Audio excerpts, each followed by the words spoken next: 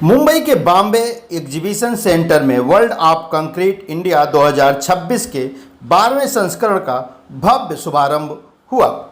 इन्फार्मा markets in India द्वारा 3 से 5 जून 2026 के बीच आयोजित इस 3 दिवसीय प्रदर्शनी में प्रीकास्ट टेक्नोलॉजी, कंक्रीट, सीमेंट और डाई मोटर्स, निर्माण सुरक्षा समाधान, निर्माण उपकरण, कंस्ट्रक्शन केमिकल्स और एआई आधारित सॉल्यूशन जैसे क्षेत्रों के आधुनिक विकल्पों का प्रदर्शन एक ही मंच के नीचे यहां पर किया जा रहा है। इस प्रदर्शनी के उद्घाटन के अवसर पर प्रतिष्ठित नीति निर्माताओं, उद्योग जगत के दिग्गजों और इंफ्रास्ट्रक्चर क्षेत्र के हस्तियों की मौजूदगी यहां पर गरिमामयी रूप से देखी गई, जो भारत के निर्माण इकोसिस्टम में इस मंच के बढ़ते हुए महत्व को दर्शाती है। तो ये हमारा 12th edition of world of concrete है। ये एक इंटरनेशनल इवेंट है जो यूएस में होता है, जो इन्हें यहाँ पे जाना था। इस साल 350 से ज्यादा एग्जीबिटर्स इंडिया से और इंटरनेशनल आए हुए हैं। साथ में नई कंस्ट्रक्शन से रिलेटेड जो कंक्रीट से रिलेटेड टेक्नोलॉजी है, एक डेडिकेटेड शो कंक्रीट के लिए है। तो concrete readymade soft precast concrete हो, जो आपके जो कंस्ट्रक्शन केमिकल्स हो, ये सारी नई टेक्नोलॉजीज है। जो नई फिनिशिंग्स है ये सेक्टर के लिए, सारी नई टेक्नोलॉजीज। एक एंड टू एंड इवेंट है, एक सिर्फ एग्जीबिशन नहीं है। यहाँ पे सारी नॉलेज दी जाती है, सारी नेटवर्किंग है। So we have lot of facilities going on with the CEO and CTO round table, innovation zone है। तो पहली बार हमें 30 से ज्यादा स्टार्टअप्स आए हुए हैं और तो इन्वेस्टर्स मीट में हमको इन्वेस्टर्स से मिला है, फंडिंग मिल जाएगी। सो इससे अपने बहुत सारे एंगेजमेंट्स रखे ये साल। तो एक ये पक्का ऑफ कंक्रीट इंडस्ट्री हो जाए जहाँ पे सब आ जाए और सबके लिए कुछ ना कुछ इवेंट से मिल सके। और ये इवेंट में 18,000 से ज्यादा इंडस्ट्री प्रोफेशनल आने की हमको रिकॉर्ड हुआ का सबसे गुंजाइश है। सर, सीमेंट के ऑप्शन के रूप में देखा जा रहा है कुछ नई चीजों को, तो इस पर अभी कब तक काम शुरू होगा और क्या ठोस इसमें कुछ रिसर्च हो रहे हैं? सीमेंट में तो ऑलरेडी बहुत सारा रिसर्च हो गया है। जो अभी अब देखा जाए तो प्रीकास्ट जो है, प्रीकास्ट कंक्रीट है, कंक्रीट है, उसके ऊपर बहुत सारी नई टेक्नोलॉजी आई है। उसके क्या होता है कि जो नेट जीरो एमिशन की तरफ जो अपना गवर्नमेंट का रूल है उसमें अच्छी हो जाए, जहाँ पे आपका कार्बन एमिशन बहुत कम हो जाए। सारी नई टेक्नोलॉजी ऑलरेडी है। कार्बन ऑलरेडी हम 50% कम हो चुके हैं। अगर 5 साल पहले देखा जाए तो पूरे ये टेक्नोलॉजी ऑलरेडी मार्केट में है, उसके ऊपर बहुत रिसर्च हो रहा है। अगर देखा जाए अगर नेक्स्ट 2-3 साल में कम से कम 70-80% कार्बन एमिशन। देखिए, जिस ढंग से कंस्ट्रक्शन सेक्टर की ग्रोथ है और जितनी हमें स्किल्ड मैन पावर की जरूरत है, अभी ये टोटल एक मिसमैच लगता है। ये बात अलग है कि जो हमारी युवा शक्ति है कंस्ट्रक्शन सेक्टर में नहीं आना चाहती है, व्हाइट कॉलर जॉब में जाना ज्यादा चाहती है। लेकिन जहां तक जिस गति से ये सेक्टर ग्रो कर रहा है, तो जितनी हमें ट्रेंड इंजीनियर्स की जरूरत होगी वो अभी नहीं है।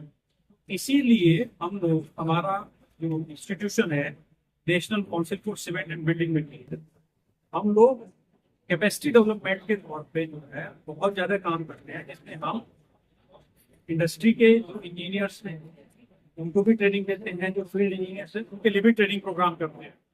ये तो एक हुआ कि जब जो हमारे यहाँ आता है उसको ट्रेनिंग देते हैं। अब हमने अपनी स्टाइल को से लगभग 6 महीनों में चेंज किया है। हमने अल्ट्राटेक सीमेंट के साथ, हमने अदानी के साथ, अभी हम श्री के साथ भी करने जा रहे हैं।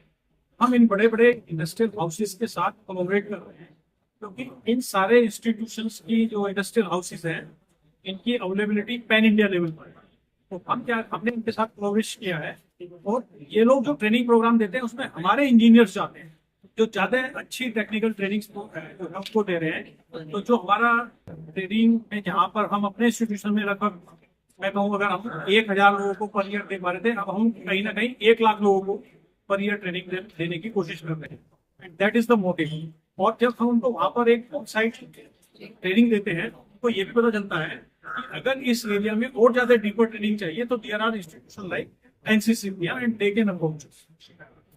सर, इस सेक्टर में आगे कितना ग्रो होगा नई क्या टेक्नोलॉजी आ रही है, जैसे भी निर्माण कार्य, बिल्डिंग निर्माण कार्य, रोड निर्माण कार्य में कई बड़े प्रोजेक्ट गवर्नमेंट ने भी घोषणा की है। देखिए, लगभग 500 मिलियन टन का सीमेंट का उत्पादन हमने पिछले साल किया। जो प्रोजेक्शंस हैं इसके हिसाब से लगभग 2047 या 2050 तक लगभग हम 2100 मिलियन टन और 2070 तक लगभग 2800 मिलियन टन तक हम लोग पहुंचे। तो जो ग्रोथ है ये आप देखिए लगभग अगले 20-25 साल में हम 4 गुना हो जाएंगे। तो जो हमारे ग्रोथ पैटर्न है, और सीमेंट तो इंफ्रास्ट्रक्चर का बैकबोन मटेरियल है। अगर सीमेंट की ग्रोथ हो रही है इसका मतलब इंफ्रास्ट्रक्चर की ग्रोथ हो रही है। तो ट्रेमेंडस ग्रोथ होने जा रही है सीमेंट और इंफ्रास्ट्रक्चर के फील्ड में। और जैसे जैसे ग्रोथ होती जा रही है तो हमें सारे के सारे पेरिफेरल चीजों की भी जरूरत पड़ेगी। हमें कंस्ट्रक्शन केमिकल की जरूरत पड़ेगी, हमें एग्रीगेट्स की जरूरत पड़ेगी, नए नए इनोवेशंस भी इसमें आएंगे, आरएमसी प्लांट्स भी हमारे यहाँ बढ़ेंगे। सारे पेरिफेरल सेक्टर्स की भी ग्रोथ होगी, उसके लिए ट्रेंड मैन पावर की भी जरूरत होगी। तो हम in terms of infrastructure we are going to go in totality. तो क्वालिटी कंट्रोल पे कितना ध्यान दिया जा रहा है, क्योंकि काम तो बहुत हो रहे हैं लेकिन उसमें कमियां भी कई जगह उजागर होती हैं, तो क्वालिटी कंट्रोल पे कितना? बहुत बहुत बहुत पर्टिनेंट सवाल है। हमारे जो कंक्रीट टेक्नोलॉजिस्ट है या कंक्रीट बनाते हैं उसके ऊपर एक आईएस का कोड होता है, आईएस 456, जो पिछली बार 2000 में आया। अब 25-26 साल बाद उसको रिवाइज कर दिया है, उसका ड्राफ्ट रिवीजन आ गया है और इस नए ड्राफ्ट में स्पेशल एम्फेसिस दिया गया है क्वालिटी कंट्रोल और क्वालिटी एश्योरेंस में। अगर मैं पुराने आईएएस कोड की बात करूँ तो पुराने आईएएस कोड में कुछ ही पैरामीटर्स को हमने कनेक्ट किया था। अब हमने उसमें ड्यूरेबिलिटी के पैरामीटर्स की लिमिट्स बना दी है। पहले हम कहते थे ड्यूरेबल बनाएंगे, लेकिन अब हमने उन लिमिट्स को भी बना दिया है। ठीक, पहले हम लोग M50 ग्रेड की कंक्रीट तक की बात करते थे, अब हम कस्टमर के हिसाब से उसको हो सकता है कि 100 साल के लिए स्ट्रक्चर चाहिए, 50 ग्रेड, 50 से 75 ग्रेड, 75 टू 100 ग्रेड और 100 plus, depending on the client requirement. ये सब चीजें हमने नए आईएएस कोड पे इंट्रोड्यूस की। नंबर 1। नंबर 2, साइट पर और जो प्रैक्टिसिंग इंजीनियर्स है उनको कैसे पता चले ये सब क्या होने जा रहा है, तो इसके लिए हमने अक्रॉस द कंट्री हम ट्रेनिंग प्रोग्राम कर रहे हैं। और हम ही नहीं करने जा रहे हैं, BIS भी करने जा रहा है जो इस इंडियन स्टैंडर्ड को ला रहा है। हम एक प्रोग्राम ऑलरेडी पिछले महीने दिल्ली में कर चुके हैं। आज यहाँ पर एक पैरेलल सेशन चल रहा है जिसमें हमारे NCCBM के 3 कोलीग श्री BN ओझा जी, श्री अमित त्रिवेदी जी और डॉक्टर ब्रजेश 3 लेक्चर्स दे रहे हैं। देखिए, सबसे पहले तो मैं सब जितनी भी हमारी फ्रेटर्निटी है इस सेक्टर की सबको धन्यवाद देना चाहूंगा कि उन्होंने बहुत बढ़िया और बहुत बड़ा सहयोग दिया है। चूंकि बात कंडीशन है तो स्पेशली हमें करना था, हमने बहुत सारे स्पेशल एलिमेंट्स भी इसमें यहाँ पे डाले हैं। और लेकिन उससे पहले भी आपको स्केल के बारे में बता दूं कि अभी तक का सबसे बड़ा इवेंट और 350 ब्रांड्स वर्ल्ड वाइड इंडिया के बियॉन्ड है, वो हमारे पास US से है, हमारे फ्रांस से है और एक पूरा यूरोपियन यूनियन का पेविलियन है। जर्मनी से 4 कंपनी आई हुई है, रशिया से 1 कंपनी है और ऐसे ही इटली है, ग्रीस है और टर्की। लेकिन हमने सारा समावेश है जो पेविलियन के अंदर है। और एक चाइना से अलग, चाइना का पूरा आप ये पेविलियन है जिसके अंदर 8 कंपनी चाइना से। तो आप चाइना धीरे धीरे खुल रहा है, देखिए उनकी बात काफी बड़ी संख्या में आएगी। और सबसे बड़ी बात यह है कि तो अभी तक का हमारा काउंट आया है वो हमारा 55% ज्यादा है same time from last year. और जो नंबर ऑफ रजिस्ट्रेशन है हमें पूरा कॉन्फिडेंस है कि इस बार लगभग 18,000 का हमारा एस्टिमेट है कि 18,000 विजिटर्स आएंगे। और लेकिन नंबर ऑफ विजिटर्स से भी ज्यादा जो मुझे जिसकी ज्यादा खुशी है वो है क्वालिटी ऑफ विजिटर, क्योंकि हम अपने जो रजिस्ट्रेशन होती है उसको बैकएंड पे चेक करते हैं क्वालिटी कैसे आई है। तो इस बार नंबर ऑफ नंबर ऑफ नए बिल्डर्स जो मेरा दो बड़ी बड़ी कंपनीज रियलिटी सेक्टर के अंदर है।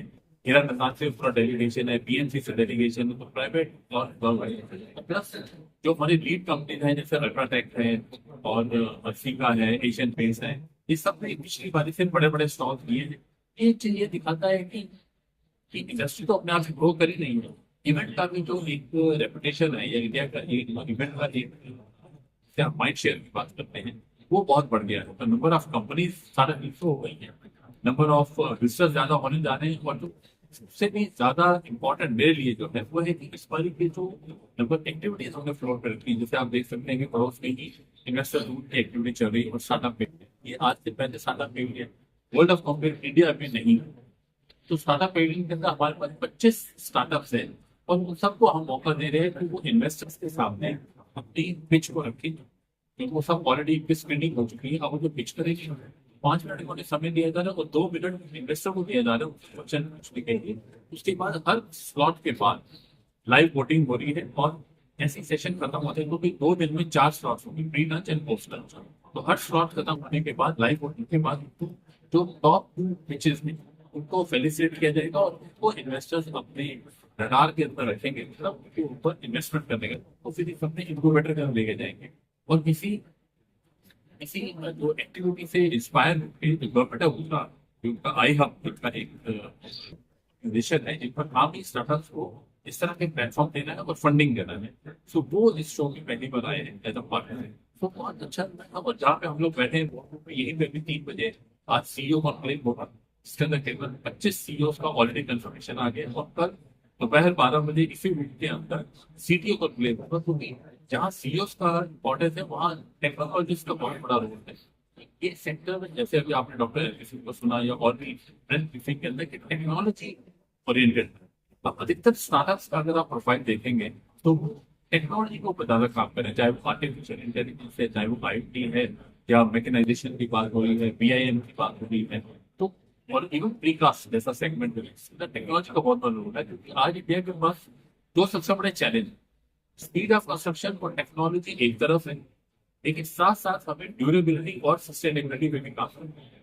सो इन दोनों को बैलेंस करना इस इंडस्ट्री का सबसे बड़ा चैलेंज है और हमारे पास समय ज्यादा नहीं है क्योंकि 2026 में हम लोग बैठे हैं और 2047 में मोदी जी का नारा है कि भारत को विकसित भारत पहुंचना है। तो सिर्फ 21 साल का हमारे पास समय है और बहुत आगे बढ़ना है। आज अगर आप हमारे डिजिटल इकोनॉमी को देखें तो आज भारत पूरे विश्व में 5वें नंबर पे आने वाला है। सिर्फ 4 कंट्रीज से आगे हैं जिसमें यूएस, जापान, चाइना, सिंगापुर और यूके है। ये 4 कंट्रीज हमसे आगे हैं डिजिटाइजेशन के अंदर। बाकी हमने कितनी एडवांस्ड इकोनॉमी को पीछे कर दिया है तो धीरे धीरे उसमें भी हमारा बढ़ावा और ये सारा जो टेक्नोलॉजी का एडवांसमेंट है एक कंस्ट्रक्शन सेक्टर के अंदर ही आ रहा है, चाहे वो रोबोटिक्स है, चाहे वो ऑटोमेशन है, लेकिन साथ साथ जो स्किल लेबर है उसका भी यूज बढ़ता जा रहा है। तो ये लेबर के अगेंस्ट काम नहीं, लेकिन इसी लेबर को एक मौका मिल रहा है कि अपने स्किल को और निखारने का कि अब आप और क्या उस स्किल में जा सकते हैं। तो मेरे ख्याल से इवेंट को लेके ओवरऑल बहुत अच्छा रिस्पॉन्स हो रहा है, हमें बहुत अच्छा खुशी हो रही है कि आप इस इवेंट को कर पा रहे हैं सक्सेसफुली। और अगर आपको याद होगा लास्ट ईयर का हमारा इवेंट अक्टूबर में था, इस साल जून के फर्स्ट वीक में कर रहे हैं तो हमें सिर्फ 7 महीने का मिला है। 7 महीने के अंदर पिछले इवेंट से 24% की ग्रोथ है और ये नई एक्टिविटीज का मेरे ख्याल से टीम ने बहुत खूबसूरत डांस किया है और हमारा विश्वास है कि मीडिया की ऐसी सपोर्ट में आगे बढ़ते रहेंगे।